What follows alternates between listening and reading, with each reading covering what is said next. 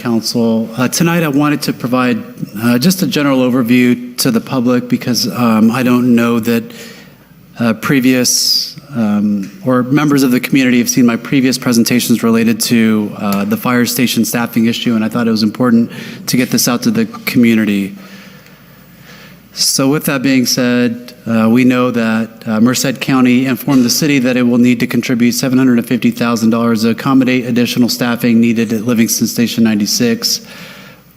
That new staffing level or the funding requested is because of directives from Sacramento to increase the staffing at Station 96. In the absence of $750,000 from the city, the county recommended the closure of Livingston Station 96.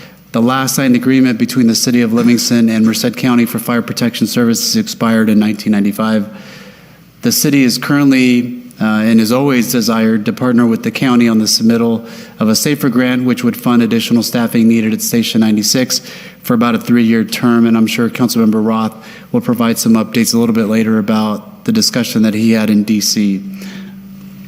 A new sales tax measure may generate additional opportunities for the City of Livingston to enter into its own agreements with neighboring fire agencies, develop its own fire department, or other alternatives. And then finally, the City of Livingston has provided Merced County with 2 viable proposals, one supported by CAL FIRE firefighters and CAL FIRE management. As additional background, on February 7th, 2023, an item was brought forward to the City Council of Livingston for fire staffing augmentation at a cost of $399,000. This item was pulled from the agenda that evening by previous management staff. On March 7th, 2023, Merced County informed the city that it would need to provide $750,000 for that same personnel allocation just a month later.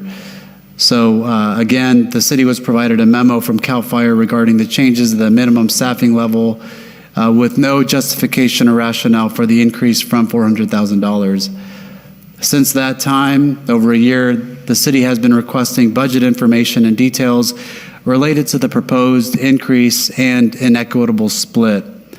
The council appointed Mayor Pro Tem Gopal Samra and Councilmember Jason Roth to a sales tax ad hoc committee to fund services for the additional staffing needed. On May 7th, 2024, the county recommended the closure of Station 96 effective October 1, 2024. Since that time, the city manager's office has provided an additional option for the County Board of Supervisors to consider.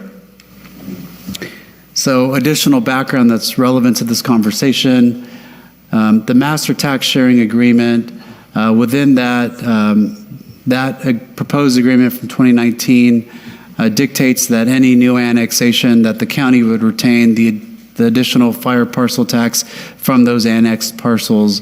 Currently, the county retains over $1 million of Livingston property tax owner fire parcel tax revenue. The county, in any new future master tax sharing agreement, has requested that they retain all of that fire parcel tax in the future. In fiscal year 22-23, the City Council allocated an additional $147,000 in expenditures to maintain the existing fire station and the city's own engines in a manner suitable for responding to fire emergencies. The proposal from the county means that the city would need to allocate an additional $750,000 above the $1 million that it already retains from Livingston property owners. Policy considerations that the council has talked about previously or that will come up in the future, master tax sharing language related to who retains the fire parcel tax in the future, a potential sales tax measure, opportunities for service delivery and alternative forms.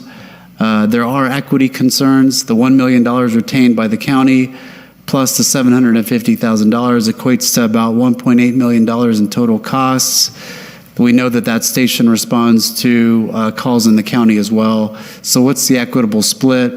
And then finally, what's the appropriate level of fire staffing for the fire department response? The city has provided 2 proposals to the county. Proposal 1 was for stopgap funding. This was when the county initially requested or recommended that the county close Station 96 effective July 1. The city council was not concerned or did not want to get in the middle of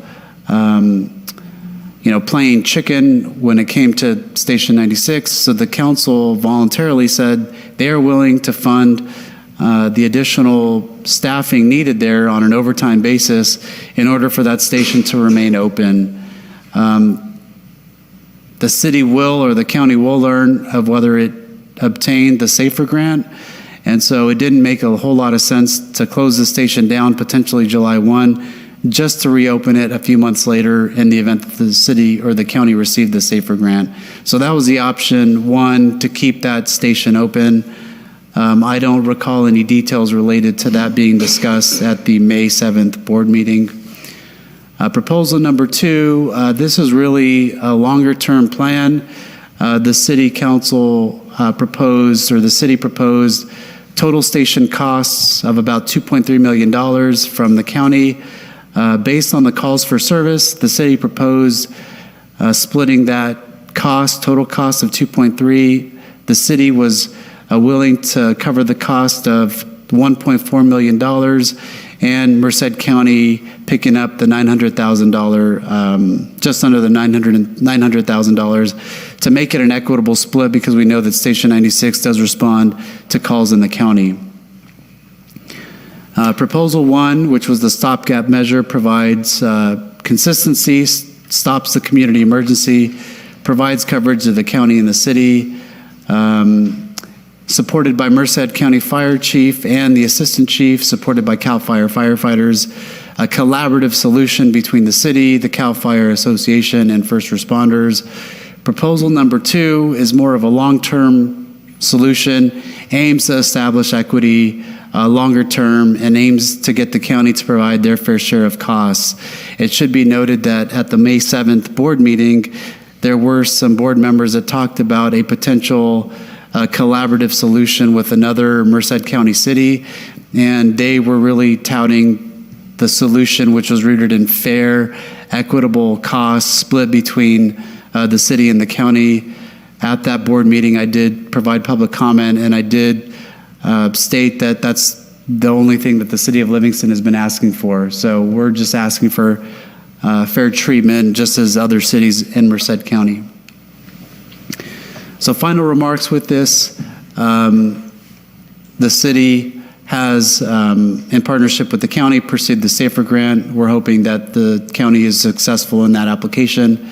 The existing fire parcel tax is retained by the county, and that is upwards of $1 million of City of Livingston property owner revenues that's retained by the county. There are questions about what the council would like the fire service level to be for the Livingston community. We are currently doing polling right now to gather resident sentiment about a potential sales tax measure, their views on fire services, and so on and so forth.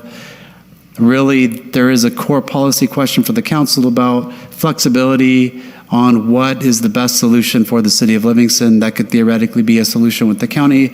That could theoretically be a solution with CAL FIRE and a contract with them directly, or a number of other alternatives that are out there. And then finally, the PCFs, the men and women of CAL FIRE, are a key part of the emergency response system in the city of Livingston. That was a synopsis. I've given this presentation before.